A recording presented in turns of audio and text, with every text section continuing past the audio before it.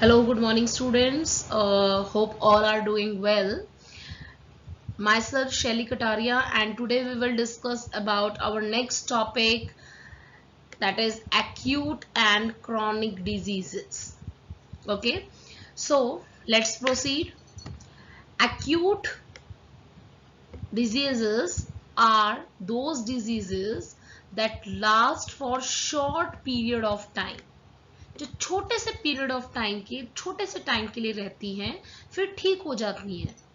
ठीक है, हमारी इम्यून सिस्टम की वजह से that recover in a short duration of time are acute diseases. Chronic diseases last for long time, लंबे टाइम तक रहती हैं. इवन आप कह सकते हैं पूरे लाइफ टाइम तक रह सकती है. ठीक है, से acute diseases examine common cold. देखो, कॉमन कोल्ड हो जाता है और कुछ टाइम बाद खुद ठीक हो जाता है. ठीक है, as there is no requirement of medicine although. So and chronic diseases like elephantiasis, और आप और simple example you can say cancer. ठीक है, जो कैंसर है वो भी बहुत ही लंबे टाइम तक रह सकता है. Even it can last for life time. Now, next one, that is acute diseases cause major effect on the general health in very short duration of time.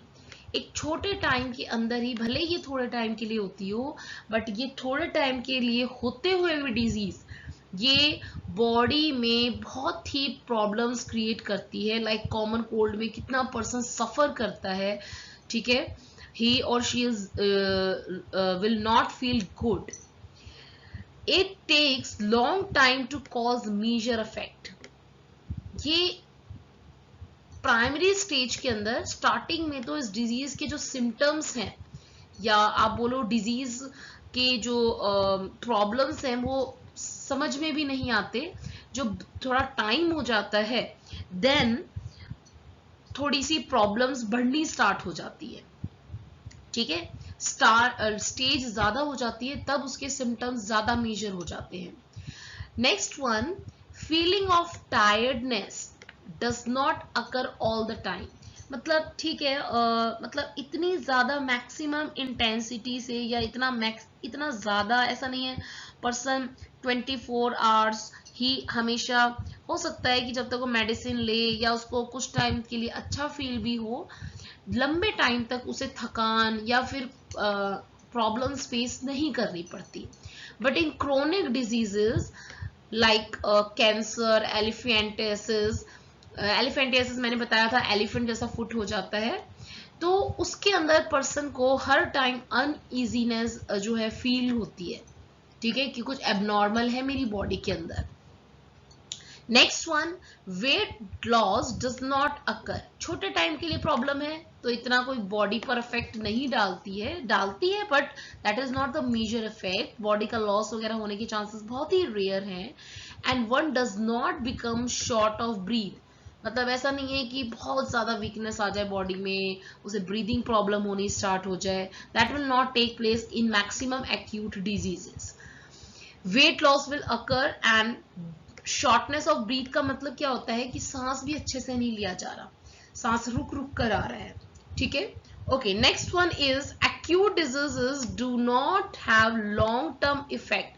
ऐसा नहीं है किसी को खांसी जुकाम भी हो गया है या स्लाइटली फीवर हो गया है तो वो उसको लंबे टाइम तक जो है परेशानी देगा. नो, वो जिस टाइम तक है वो तभी परेशान कर रहा है. But the chronic diseases has long term effects. लंबे टाइम तक इसके इफेक्ट्स होते हैं, प्रॉब्लम्स फेस करनी पड़ती है. जब तक ये डिजीज है, जब तक पर्सन को प्रॉब्लम ही प्रॉब्लम्स होती है. Problems like facing headache, you can say fever, redness, और एब्डोमेन पेन, स्टमक पेन.